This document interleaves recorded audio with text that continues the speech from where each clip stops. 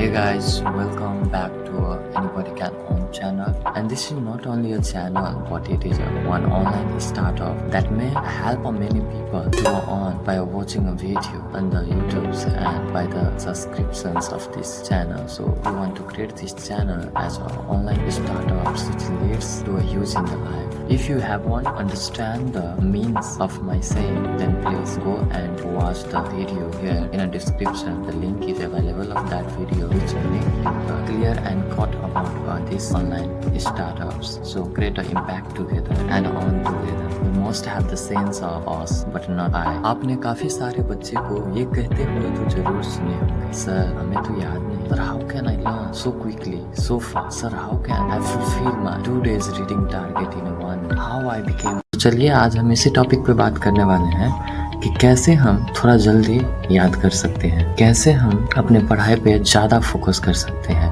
What is the pure rules to even in a deep education for a deep learning? इसके बारे में हम बात करने वाले हैं. चलिए दोस्तों, आप सभी का स्वागत है हमारे channel anybody can on. Channel का ग्रो और आप सबको कैसे प्रॉफिट हो सकता है इस चैनल के ग्रो से, उसके बारे में डिटेल वीडियो में एक्सप्लेन किए हैं, जो आप लोग जाकर डिस्क्रिप्शन के लिंक से चेकआउट कर सकते हैं. और उस वीडियो में भले ही हिंदी थोड़ा खराब है पर एडजस्ट कर लेना, फर्स्ट वीडियो था इसीलिए. तो चलिए अब हमारे टॉपिक पे आते हैं. What is the today's topic?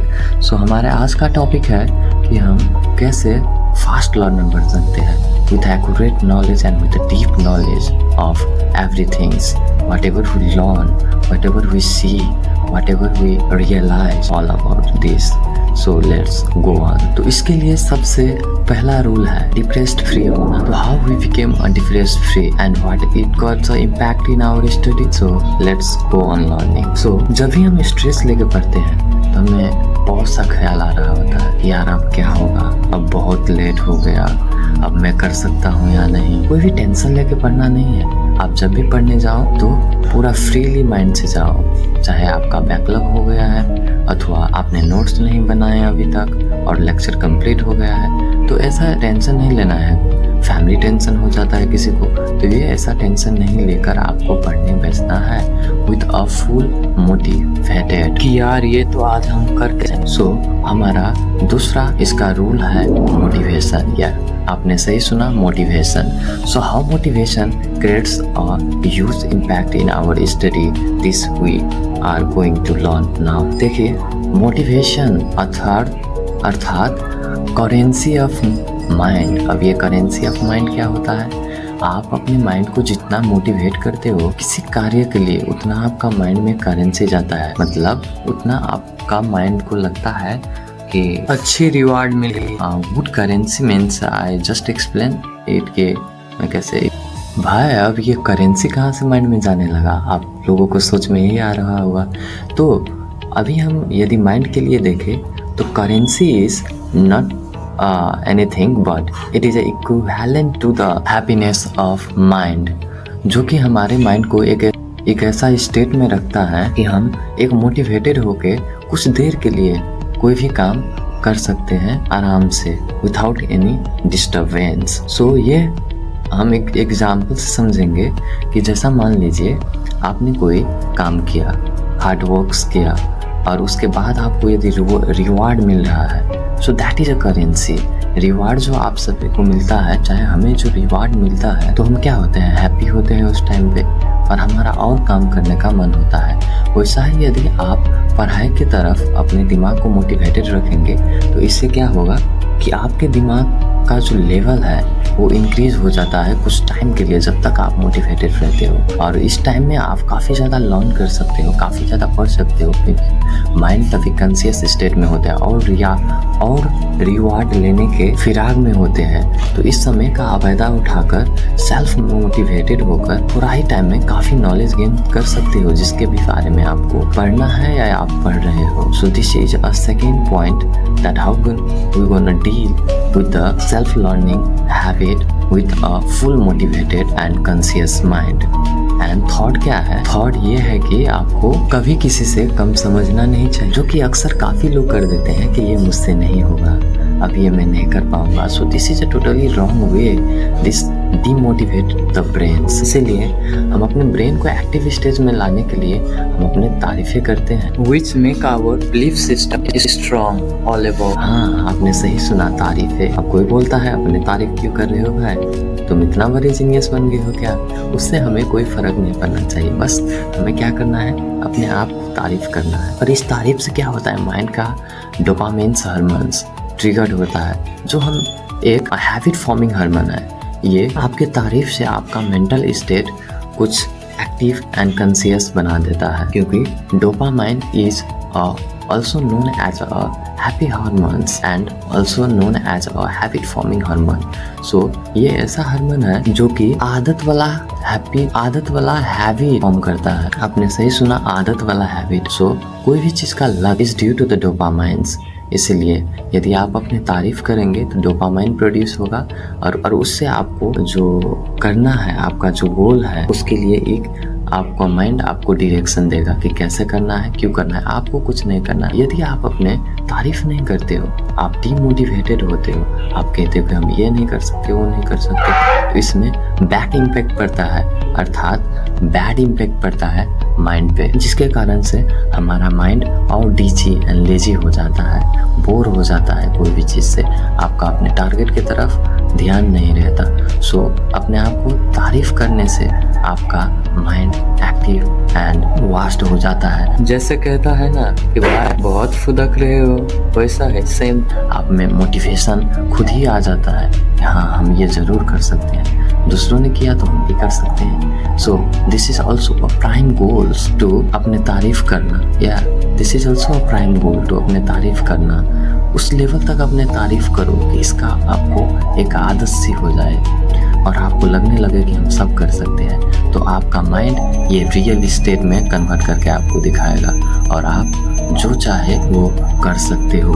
और शॉर्ट टर्म में आप लर्न भी कर सकते हो, नॉलेज भी गेन कर सकते हो, और ऐसा बहुत सारा स्ट्रैटेजी है जिसके बारे में हम बात करने वाले हैं। तो इस वीडियो को फुल अंतिम तक जरूर देखें, तभी आप समझ पाएंगे कि क्या क्या स्ट्रैटेजी हो सकता है। आपका स्लीपिंग साइकिल भी इसका एक महत्वपूर्ण भाग है, जो कि डिसाइड करता है कि आपका माइंड का पावर क्या है, स्ट्रेंथ क्या है। आपने सही समझा, पावर यानी कि वर्क बाय टाइम, आप एक टाइम में कितना काम कर सकते हो। This denotes your power.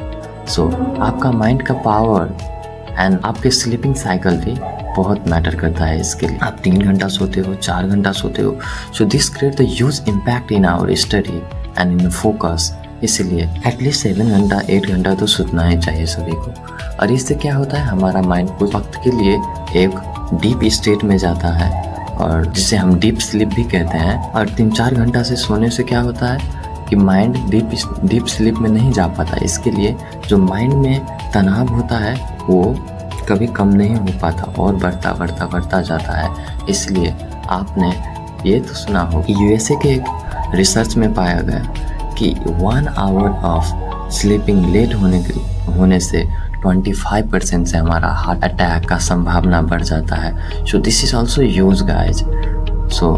हम हमारे हेल्थ को भी हमें एक प्राइम इम्पोर्टेंस देना चाहिए हमारे स्टडी के साथ। इसीलिए यदि आपको फोकस रहना है, कॉन्शियस रहना है, कुछ ही क्षणों में बहुत ज़्यादा नॉलेज गेन करना है, रीड करना है, तो इसके लिए आपका स्लीप साइकिल भी अच्छा होना चाहिए। और स्लीप साइकिल पे हम जल्दी वीडियो बनाएंगे, वहाँ से आप जरूर देख सकते हो। यदि इसके ऊपर बहुत सारे कमेंट हुए कि प्लीज़ स्लीप साइकिल के बारे में बताइए, आपने ये तो बता दिया कि स्लीप साइकिल भी इम्पोर्टेंट रोल खेलता है, पर यहाँ हम नहीं कवर कर पाएंगे उसे, तो आप ज़रूर कमेंट में बताइए, ज़रूर इस पे एक वीडियो आप सभी के लिए लेकर आएंगे। और चलिए हम और आगे बात करते हैं कि और भी स्टेप्स क्या हो सकते जो हमारे अटेंशन फोकस को एक एम की तरह लेकर जाए। Now the fourth impactable on the study is our ways of study. आप कैसे पढ़। आपने ये तो देखा कि जब आप कोई बात सुनते हो या किसी के सामने, चलिए 2 फ्रेंड्स बात कर, तो वहाँ आप यदि जाओगे, वहाँ आप भी बात करोगे, तो वो बातें हमें याद नहीं रहते ज़्यादा देर, पर हम किसी को देखते हैं तो वो ज़्यादा दिन तक याद रहते हैं। This make a sense that हमारे ब्रेन जो है ये हाईली एनिमेटेड चीज़ पे ज़्यादा फोकस होता है, जो वीडियो इन सब पे ज़्यादा फोकस होता है। जो हम देखते हैं वो ज़्यादा फोकस और ज़्यादा कॉन्शियस माइंड में स्टोर हो जाता है बहुत जल्द ही। सो इसीलिए हमें क्या करना है कि रीडिंग हैबिट्स को थोड़ा सा इम्प्रूवमेंट ज़रूर करना है।